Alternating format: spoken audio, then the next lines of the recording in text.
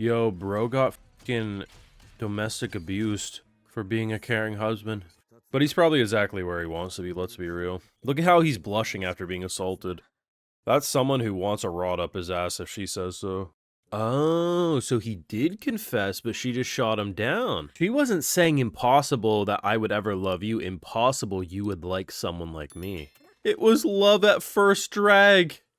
That's amazing. The fact that they're avoiding love triangles. She's already with someone. Buddy wants to go with the harpy lady. I didn't think this show was gonna have as many pairings as it did. Do you really think she'd be doing business? Nah, that's not her career path, let's be real. In this episode, his desires of marrying and what he thinks marriage would look like stems from the other world. Subtle, but actually does it better than a lot of these shows. I like it. This show is actually a lot more interesting than I thought it would be. I really thought this show would have been fun for an episode, and then I'd have probably nothing to say about it. But like, every step of the way, it's just so fun. It's honestly really funny when you think about it, and I guess sad in a way. I may be isekai trash, but I can acknowledge the fact that most isekai don't remember they're an isekai past maybe the first episode, and then it's like completely irrelevant to the plot. I'm not saying that 100% or 99% do this, but I think maybe 10% of what comes out in an average season that has that isekai tag remembers it's an isekai past its intro.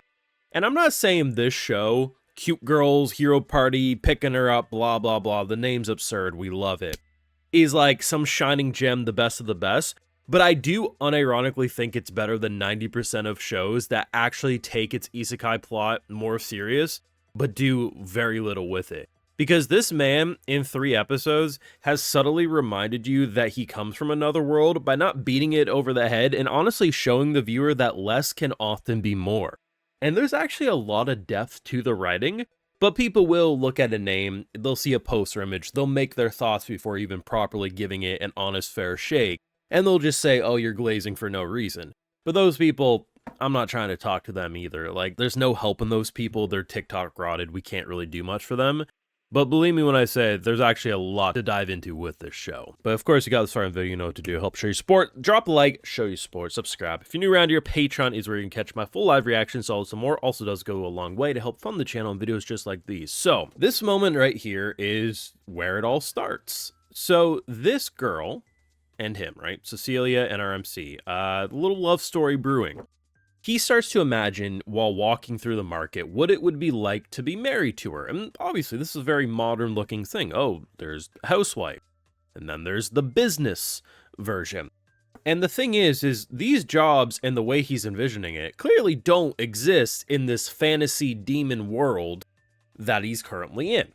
Because RMC was a normal human before coming. Now, the thing that I think a lot of people will probably overlook, and they'll probably try to say, well, this actually shows the fact I forgot it's an isekai, so therefore, what you're saying, no. If you do pay attention, in all 3 episodes, they have reminded us that he's an isekai character. In the first episode, there's this really nice moment where he talks about feeling like he's a human on the inside when interacting with Cecilia, when they're having their duel or whatever. The fact that the reason he doesn't act demonic is because, well, he's human on the inside. Not only does it play for an interesting character role at face value, but then it adds to that deeper layer that he does come from another world. Last week's episode, he was like very choony. He had this very cringy behavior, the way his mannerisms were. Reminds you, well, he got that from his other world. In this episode, the reason he thinks of marriage in a modern sense is because of his old world. And this is what I'm talking about. This show actually remembers the main character comes from another world more than a lot. This isn't some amazing thing. I definitely think there are plenty of shows that do it significantly better than this. But it didn't need to do this at all. You could have just used isekai as an intro hook because it sells more than just having a fantasy romance and call it a day. But this author so far, with every episode I'm seeing, does a subtle way, and honestly, sometimes subtle is better. It's not beating you over the head, oh my god, this man was traumatized in his own world. No, you're just reminding him why he feels modern in a more medieval-like setting. The thing, too, is that the romance writing in this show is actually quite good. So it turns out I was right. Now, my initial gut reaction was like, please for the love of God, like the mother like me. But if you did watch last week's video, I ended with, no, it's going to be happiness. Makes the most sense, right? Bro already knew Cecilia before he started interacting with her, so therefore he would have already met previous maids and the like. So him liking Happiness makes the most sense. It's also the most natural pairing.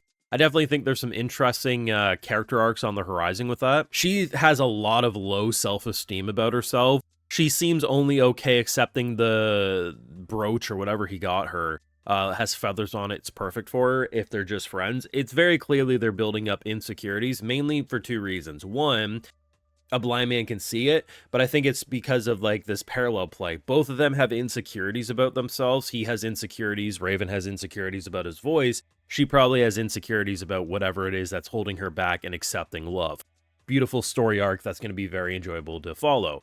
What's nice too is they've actually avoided love triangles. There's only technically one love triangle in this show, and that is the hero, and then of course the main duo. But even then, I feel like that's already been established to not really be a love triangle. Like, of course, the whole thing is he had a crush on her the whole time, and, you know, you get some flashbacks where he just didn't understand privacy and the like. But at the end of the day, he showed in the last episode when the girl walked off that he was visibly upset that she wasn't there. They're very clearly going to establish that this man and, of course, Miss Witch are going to end up as a thing. It's just he has to eventually get over it. Is there a bit of a love triangle right now? Sure, but that's the only love triangle that's currently on screen. I mean, the fact that the maid was never even an option because she's already married and beaten the shit out of her husband. I mean, to be fair, he's exactly where he wants to be. He's blushing at the thought of her not only taking care of him, but beating the shit out of him so she can take care of him. Yeah. If roles were reversed, would a lot of people not laugh at it? Sure. If the roles were reversed, would I still be laughing at it? Yes, and that's why we're not built the same. We are, in fact, built different, because I'd laugh no matter which way this was. Man beating his woman up or woman beating his man up, because the current situation is actually funny. Realistically, no, but this is anime, damn it, and that's why it's funny. But in general, like, they're really avoiding pointless drama. Somehow this show is being a proper romance better than shows that are just designed to be rom-coms, and unironically, the show is also being an isekai better than isekais that make the isekai element more relevant, yet somehow make it feel less relevant all at the same time. Make that make sense. This is actually becoming one of my favorites to watch. I'm not saying it's a top 5 of the season, but I do think it's a top 10 of the season. I like the production, I like the characters, and honestly, there hasn't been a show since probably like Level 2 Super Cheap Powers. Remember that show? The cute romance with all the fun characters? That's probably the last time I've liked a show like this since that one, to the degree I currently do. Your thoughts down below, though. Drop a like, share, support, subscribe if you're new around here. Patreon is where you catch my full live reactions, though, to all this and more, which is why I love to give video shouts to my patrons, because without them, you wouldn't see these YouTube videos. So today we got Chris Ballew, Wendy, John Menger, Echo, Time of Silver, Late Night Riddance, Korosami Fan, and we also have Powwolf. So I appreciate the support. Please take care, and you'll have a good one.